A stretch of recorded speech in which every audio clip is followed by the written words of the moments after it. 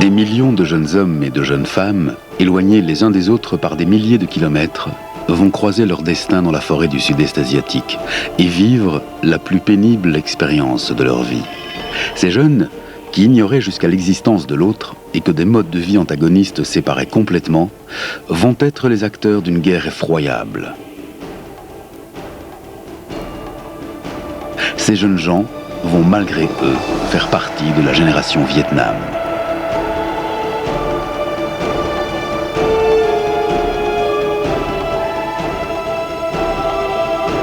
Des images d'archives exceptionnelles, américaines, vietcong et nord-vietnamiennes, vont nous permettre de nous replonger dans cette guerre qui a déchiré le sud-est asiatique et bouleversé le monde.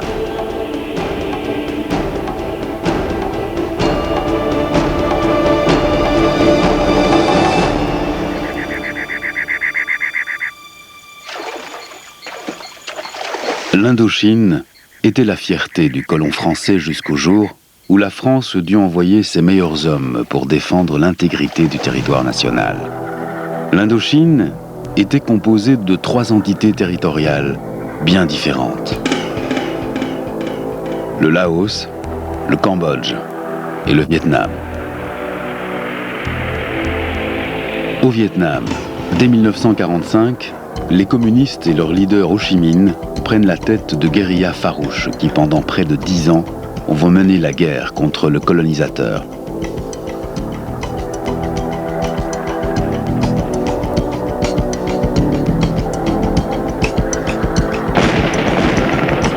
Les Viet Minh, comme on appelait alors les rebelles, soutenus par les Chinois et les Soviétiques, vont traquer les soldats français. Ceux-ci, malgré une aide américaine toujours plus importante, ne parviendront pas à prendre le dessus sur les partisans.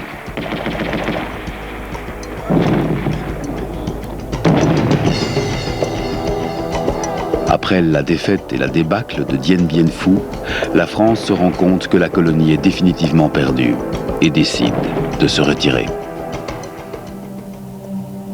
En 1954, à la conférence pour la paix de Genève, le Vietnam est divisé en 2 sur la ligne du 17e parallèle.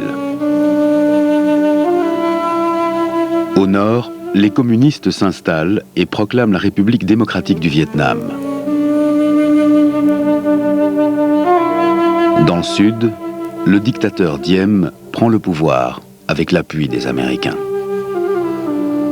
Depuis sa capitale, Saigon, il instaure une autorité extrêmement dure et répressive. L'ensemble de ses proches détient les postes clés de la dictature. Il affirme sa force en envoyant en prison les communistes, mais également tous ceux qui osent mettre son régime en doute.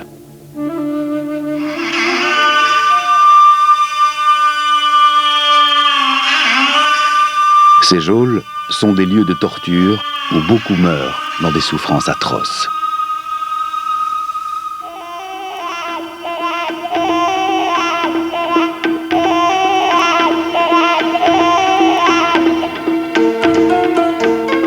Par son attitude répressive, Diem favorisera le développement de la résistance du peuple vietnamien contre son régime. L'insurrection s'organise. La campagne ou la forêt vietnamienne sont des terrains favorables pour se camoufler et prendre le maquis. En 1960, les différents mouvements de résistance s'organisent et cette mosaïque de combattants forme le Front de libération du Sud-Vietnam. Nous assistons ici au premier congrès forestier du Front. Cette organisation rassemble divers partis politiques, des sectes religieuses et des individus provenant de sphères sociales très différentes.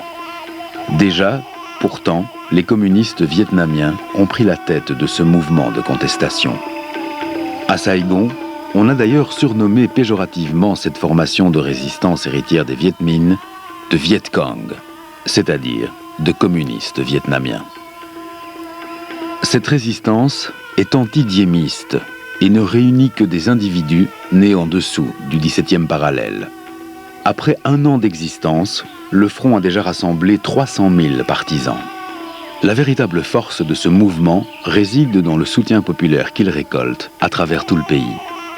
Cet enthousiasme populaire lui permet d'être bien implanté dans l'ensemble du territoire sud-vietnamien. Les partisans construisent des villages camouflés dans la forêt pour échapper aux attaques des troupes de Diem.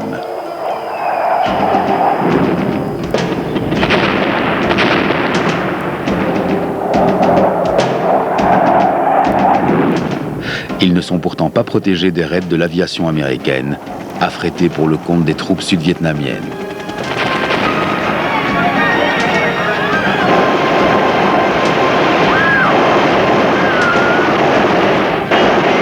De tels drames sont quotidiens pour des milliers de Vietnamiens.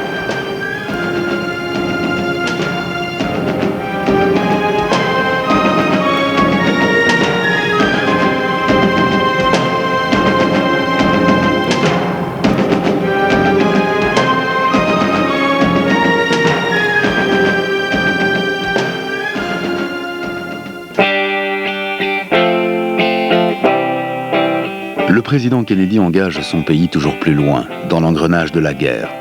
En pleine guerre froide, les États-Unis ne veulent pas lâcher le Sud-Vietnam qu'ils considèrent comme un bastion de défense du monde libre contre le communisme. L'investissement américain est toujours plus important au Vietnam.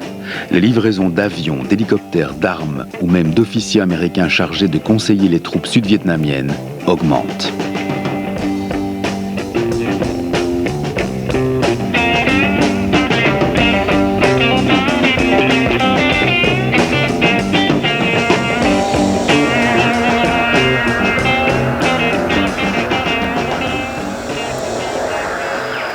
Les partisans Viet Cong sont eux aussi de mieux en mieux organisés et armés. L'aide provenant du Nord-Vietnam et de ses alliés chinois et soviétiques s'accroît. En 1963, les unités saïgonaises subissent de lourdes pertes malgré les conseils des officiers américains et leurs hélicoptères high-tech made in USA. Les partisans dominent le champ de bataille. À cette époque, les pertes sud-vietnamiennes peuvent atteindre 2500 hommes par jour.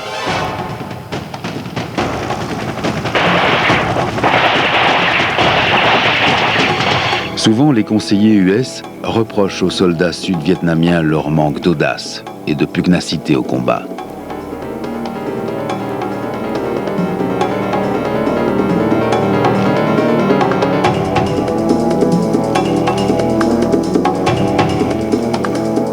Les combattants Viet Cong, eux, rentrent du combat dans la joie.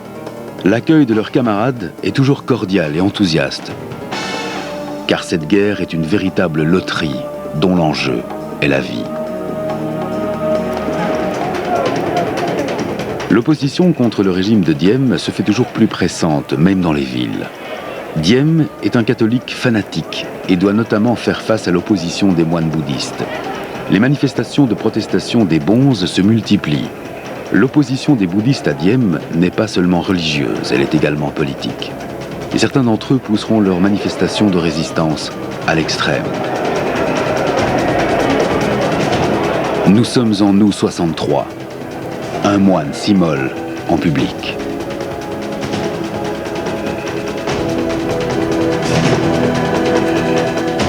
Ces images feront le tour du monde. Les heures du régime de Diem sont désormais comptées.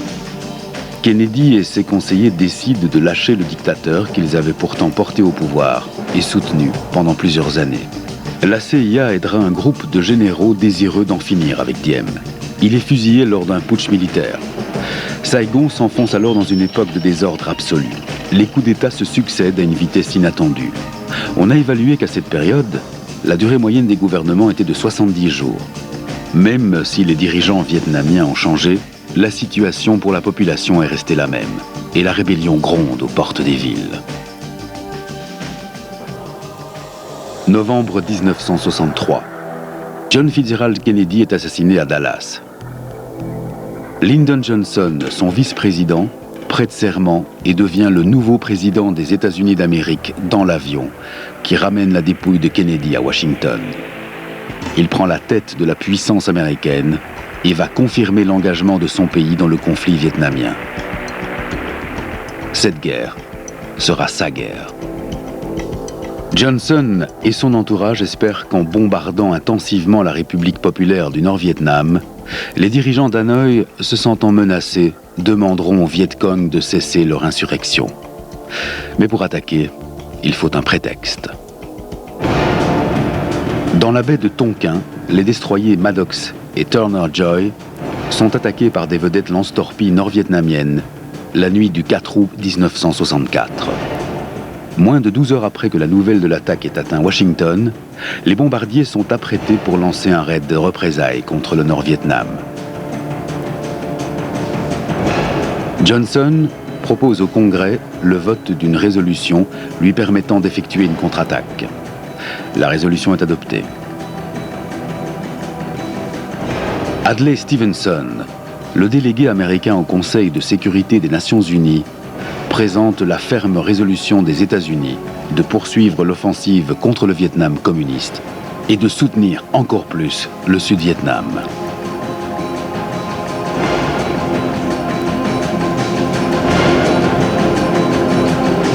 Entre-temps, le bombardement systématique du Nord-Vietnam est devenu une triste réalité.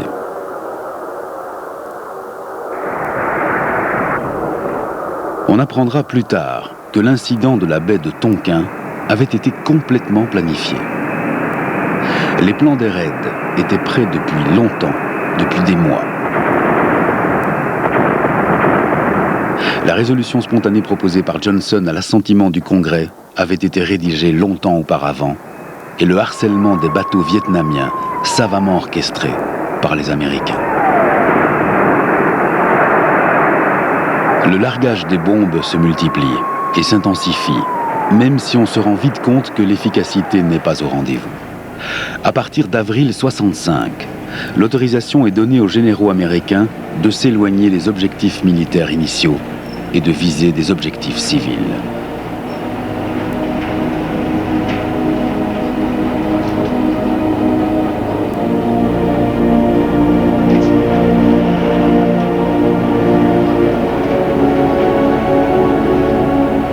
Des routes, des villages et des écoles vont être touchés. Les Vietnamiens vont apprendre à vivre sous les bombes. Des abris individuels sont construits dans tout le pays afin de se protéger des attaques surprises. Ces orifices renforcés de béton armé et recouverts de couvercles en paille ou en bambou rythment le paysage. On se rendra également compte de l'extrême souplesse du système de défense antiaérienne et de l'organisation des Vietnamiens. Lorsqu'une route était détruite, des itinéraires de remplacement étaient immédiatement mis en place. Ils utilisaient la technique du camouflage et de la désorientation systématique. L'obstination est certainement ce qui fascine le plus dans le caractère du peuple vietnamien. La sous-estimation de ces facteurs sera à la base de toutes les erreurs militaires, stratégiques et politiques à venir.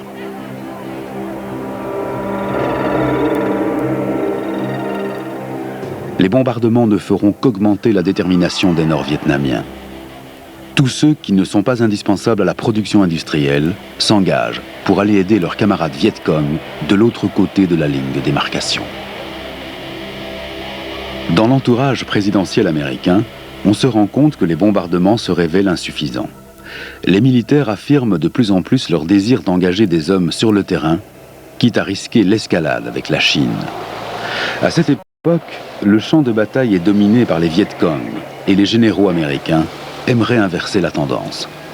Le 7 mars 1965, 3500 hommes de la 173e brigade airborne débarquent sur les plages du Vietnam.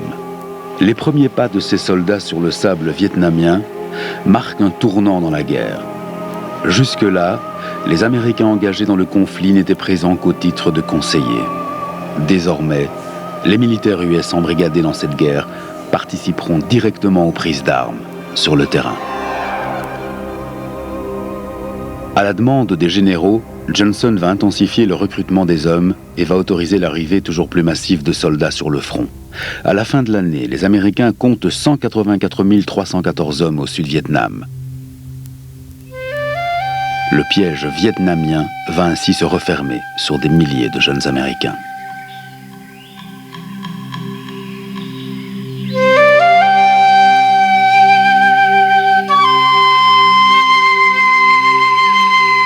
Pour approvisionner en armes, en vivres et en matériel le Sud, un sentier a été construit à travers l'ensemble du Vietnam, le traversant du nord au sud.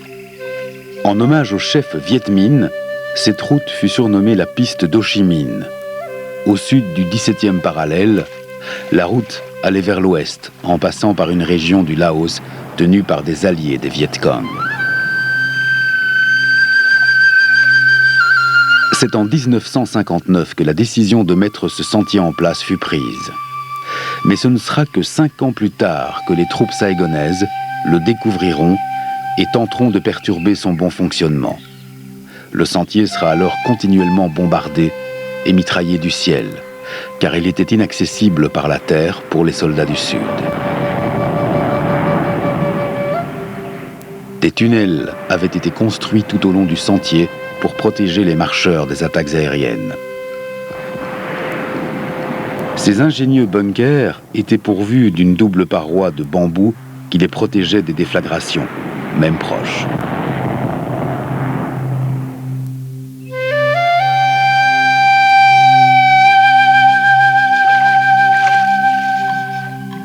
L'ingéniosité vietnamienne s'exprimera tout au long des quelques milliers de kilomètres que compte ce sentier. Ainsi, outre les chemins principaux, la piste possédait des ponts et des gués camouflés, par lesquels l'on faisait circuler les munitions et la nourriture. Ceux-ci étaient construits juste en dessous du niveau de l'eau et étaient invisibles du ciel.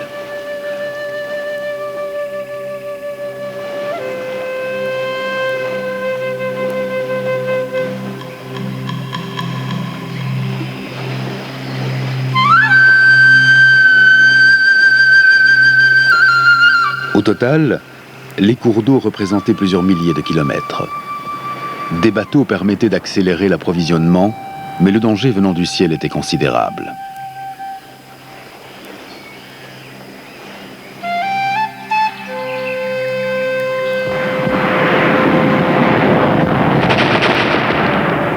Un des systèmes de transport les plus ingénieux et les plus sûrs mis au point par les Viet Cong était le sac imperméable. Ces sacs, contenant du riz, étaient lancés dans le courant et récupérés parfois plusieurs centaines de kilomètres plus loin.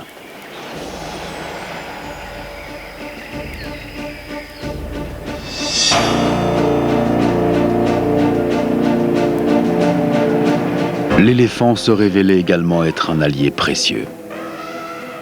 Ces mastodontes capables de transporter des quantités impressionnantes de matériel étaient conduits depuis les hauts plateaux du Vietnam, où la piste se perdait.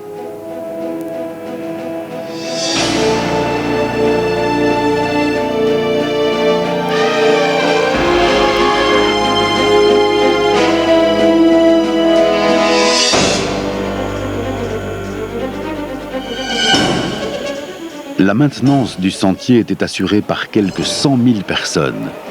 Des formations d'artillerie pour la défense antiaérienne, des équipes chargées de la réparation, des techniciens des équipes médicales et même des groupes artistiques amateurs effectuaient un véritable travail de fourmi. Après chaque raid aérien, des équipes spéciales réparaient les dégâts, comblaient les entonnoirs et recherchaient les engins qui n'avaient pas explosé.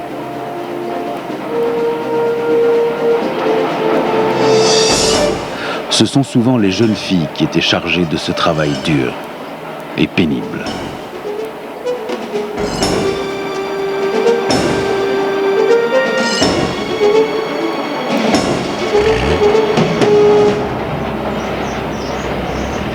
Si au départ la circulation sur le sentier ne se faisait qu'à pied ou à vélo, par la suite on verra également des camions traverser le pays par cette route de fortune.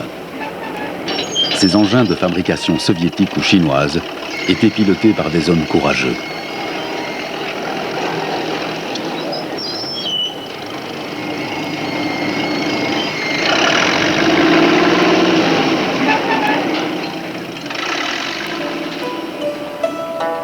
La route se faufilait à travers les arbres et les plantes de la jungle. Lorsque la végétation n'était pas assez dense pour cacher la piste depuis les airs, elle était cachée d'en haut.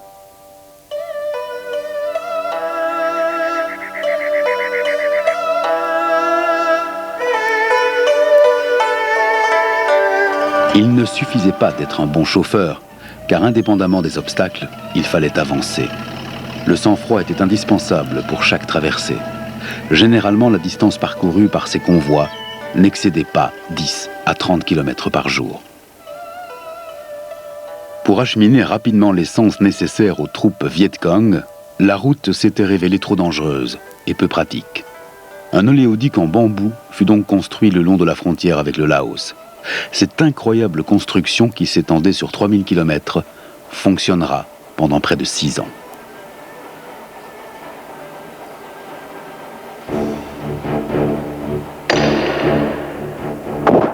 Les États-Unis sont désormais irrémédiablement engagés dans une guerre qui ne semble pas avoir de fin. Le moral des troupes n'est pas au zénith.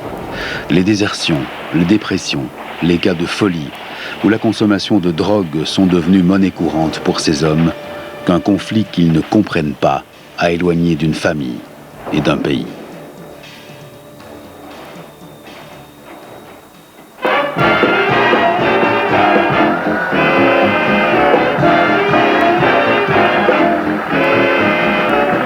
L'état-major tente pourtant de remonter le moral des guys.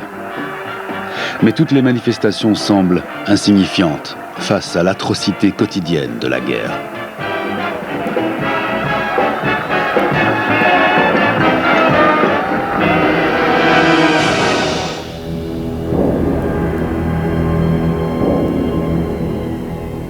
On estime que 4 millions de tonnes de mines ou autres engins explosifs sont tombés sur le sentier d'Ho Chi Minh. Les démineurs Viet Cong ont établi un relevé systématique de leur travail. Au total, 57 000 obus, 13 000 bombes magnétiques et 80 000 mines ont été désactivées. On pense que la chance de survie de ces hommes ne dépassait pas en général quelques jours. Chaque opération avait la vie pour enjeu et chaque pas était extrêmement risqué.